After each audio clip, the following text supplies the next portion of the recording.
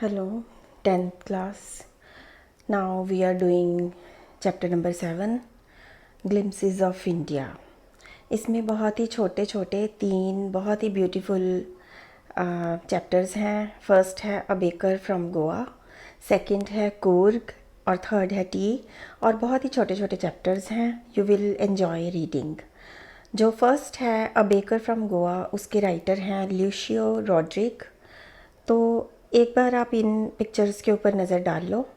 जैसे ये एक पर्सन है, ये बेकिंग कर रहा है, कुछ बन्स वगैरह की बेकिंग कर रहा है. देखो इसकी पुराने ज़माने की ट्रे है और ये पुराना मिट्टी का अवन बना हुआ है और उसके अंदर बहुत बड़ी ट्रे डाल के ट्रेडिशनल गोवा बेकरी उसकी ये पिक्चर है.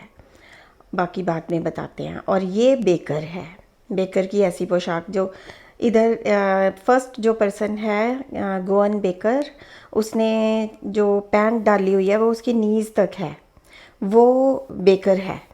और बैम्बू के ऊपर बास्केट है, बास्केट के अंदर बन्स हैं. और ये जो सेकंड पर्सन है ये कोई डच है या कोई गोवा का रहने वाला है जो रोज़ उससे ब्रेड ख़रीदने के लिए आता है. अब हम चैप्टर रीड करेंगे कि a baker from Goa, written by Lucio Rodrigue. Our elders are often heard reminiscing nostalgically about those good old Portuguese days.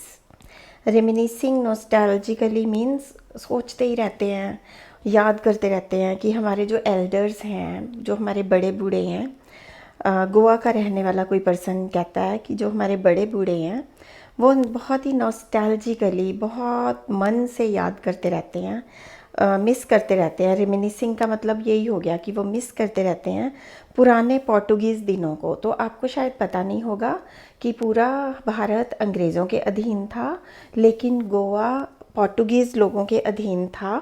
और गोवा के ऊपर पोर्टुगीज़ लोगों का शासन स्वतंत्रता के बाद तक चलता रहा. और आप अब सभी गूगल पे सर्च करेंगे ये स्टोरी सुनने के बाद कि गोवा कब आज़ाद हुआ और कब भारत के साथ मिला.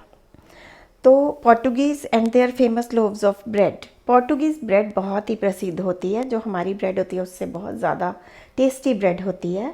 Those eaters of loaves might have vanished but the makers are still there. अब ये कहानी शुरू करने से पहले मैं आपको ये बता दूं, जिस तरह आप रोटी, पराठा और पूरी को प्यार करते हो वो आपकी ब्रेड है. इसी तरह से अंग्रेज़ लोगों की हर एक देश में अलग अलग अपनी खाने की चीज़ें हैं जिसमें ब्रेड्स बहुत ज़्यादा फेमस होती है. और वो ब्रेड वो नहीं होती जो बाज़ार में मिलती है जिसमें केमिकल्स मिलाए होते हैं. वो बहुत ही न्यूट्रिशियस, बहुत अच्छी घर में बेक की हुई या देसी सी बेकरी में जो चूल्हे का सब्सटीट्यूट लगा लो, ऐसी बेकरी में बेक की हुई होती है. तो पोर्टुगीज़ लोग अपने लोव्स यानी ब्रेड के जो पीसीज हैं वो वैनिश हो गए. What is vanish? डिसअपियर, गायब हो गए. But the makers are still there. लेकिन मेकर्स अभी भी गोवा में रहते हैं. We still have amongst us the mixers, the moulders and those who bake the loaves.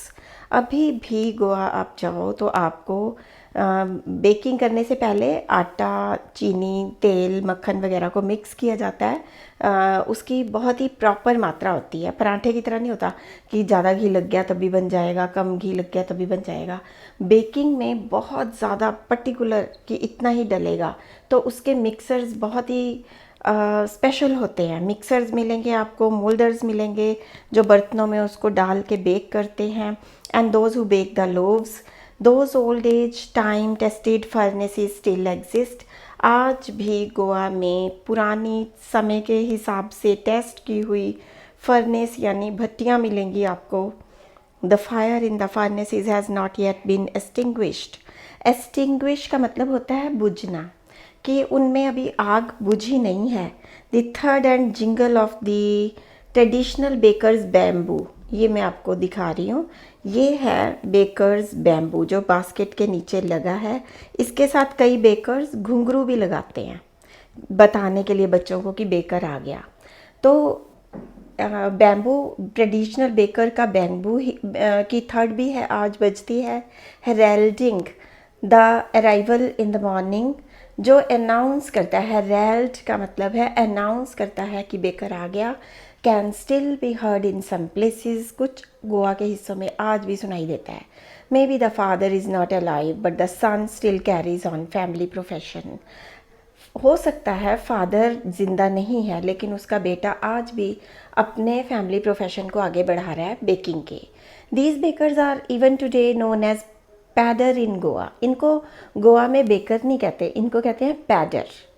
During the childhood in Goa the baker use to be our friend, companion and guide. तो लेखक जब गोवा में बचपन में रहता था तो बेकर को वो अपना फ्रेंड समझता था, कंपेनियन समझता था, साथी समझता था, गाइड यानी मार्गदर्शक समझता था। He use to come at least twice a day.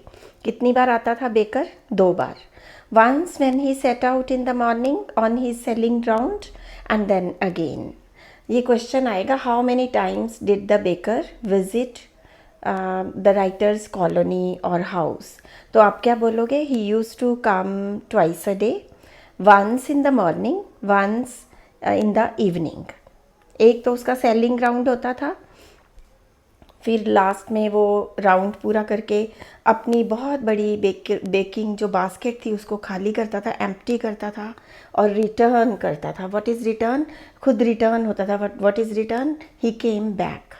The jingling third of his bamboo woke up from sleep. मैंने आपको बोला ना, कई बेकर्स अपनी बैम्बू के ऊपर घुंघरू लगाते थे ताकि जिंगल की आवाज़ आए, बच्चे उठ जाएं।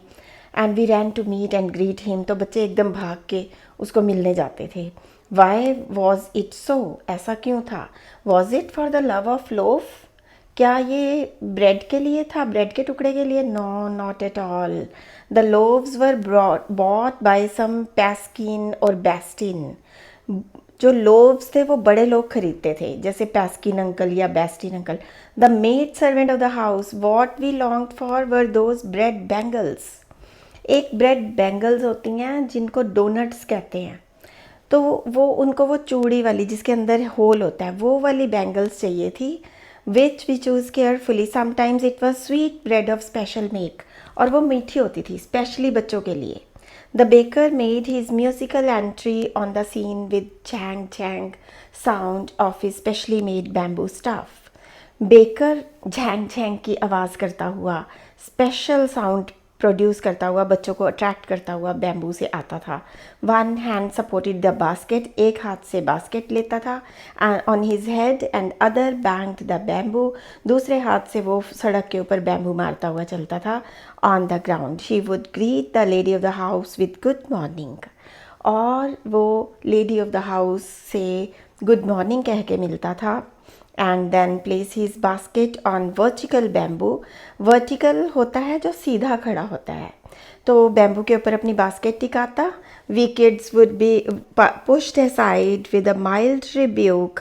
रिब्यूक होता है डांटना, छोटा मोटा डांटना, बच्चों को साइड पे कर दिया जाता है। And the loaves would be delivered to the servant, और नौकरों को लोव्स दे दिए जाते। But we would not give up. हम गिव अप नहीं करते थे, हम हार नहीं मानते थे। We would climb a bench or a parapet and peep into the basket. Somehow, किसी भी तरह से किसी भी चीज़ के ऊपर चढ़ के हम उसकी बास्केट में देखते थे। I can still recall the typical fragrance of those loaves. और मैं आज भी उस फ्रेशली बेक्ड लोव्स की स्पेशल जो एक खुशबू होती है, खाने की फ्रेगरेंस होती है, उसको याद करता हूँ। Loaves for elders and bangles for children. बड़ों के लिए लोव्स यानी ब्रेड के टुकड़े, और बच्चों के लिए बैंगल्स यानी डोनट्स।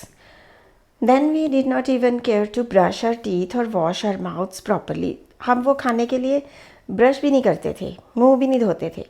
Y should we?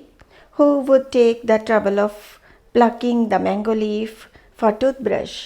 कौन इतनी तकलीफ़ करेगा टूथब्रश बनाने के लिए मैंगो का पत्ता तोड़ेगा? यानी उन दिनों ऐसे टूथब्रश होता था। Why was it necessary at all? ये ज़रूरी भी क्यों है ब्रश करना? The tiger never brushed his teeth. जंगल में शेर कभी भी अपने दांतों पे ब्रश नहीं करता। Hot tea could wash and clean up everything so nicely after all. गरम गरम चाय सब कुछ धो देती है। Marriage gifts are meaningless without the sweet bread known as bol. यहाँ तक कि बेकिंग इतनी पॉपुलर है गोवा में कि अगर मैरिज गिफ्ट्स भी जा रहे हैं उसमें भी बोल नाम की एक स्वीट ब्रेड रखी जाती है, जस्ट एज पार्टी और ए फीस्ट। पार्टी के लिए loses its charms without bread. Party का कोई चार्म ही नहीं है ब्रेड के बिना। Not enough can be said to show how important a baker can be for a village. अब आपको पता चल गया होगा कि एक गांव के लिए बेकर कितना ज़रूरी था। यानी ना तो पार्टी हो सकती है, ना मॉर्निंग में बच्चे खुश हो सकते हैं, बेकिंग बहुत ज़रूरी है। तो गोवा के गांव में जहाँ पोर्टुगीज़ कल्चर है वहाँ बेकर कितना इम्पॉर्टेंट है। The lady of the house must prepare sandwiches on the occasion of her daughter's engagement. अगर किसी लेडी की डॉटर का एंगेजमेंट फंक्शन चल रहा है तो वहाँ खाने को क्या मिलता था? सैंडविचेस, केक्स मिलते थे, बॉलिनहास मिलता था, और are a must for Christmas as well as other festivals. यही सब क्रिसमस पर भी, त्योहारों पर भी। Thus, the presence of the baker's furnace in the village is absolutely essential. इसलिए बेकर और उसकी भट्टी, फर्नेस इज भट्टी, होना एब्सोल्युटली एसेंशियल है, very much necessary. The baker or bread seller of those days had a peculiar dress known as kabai. अब baker एक dress डालते थे जिसको कहते थे काबाई। It was a single piece long frock. ये वो नहीं थी पैंट शर्ट जो मैंने आपको पिक्चर में दिखाई, मुझे इंटरनेट पे ये मिली नहीं।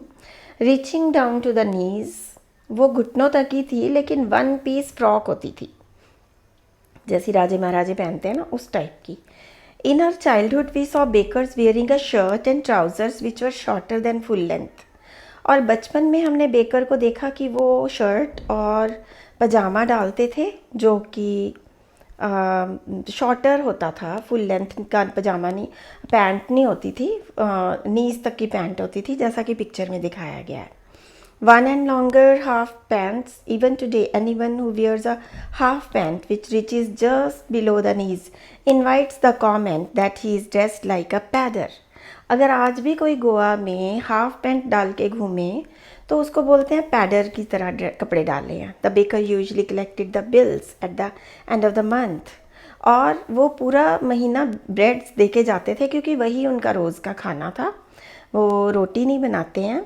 तो एंड ऑफ द मंथ जैसे दूध का बिल दिया जाता है ऐसे बेकिंग का भी बिल दिया जाता था।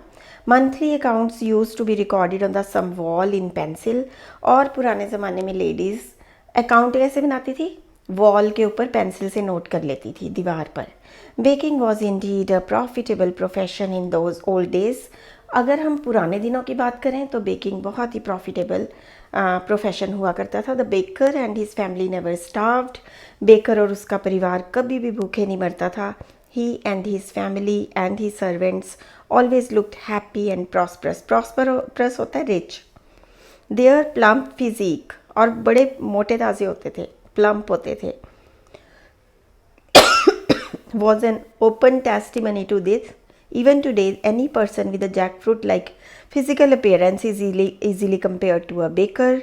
Jackfruit क्या होता है? Jackfruit होता है कटहल। तो अगर आज भी कोई कटहल जैसा फैला हुआ इंसान है जैसे कि वो बेकर होगा, पक्का।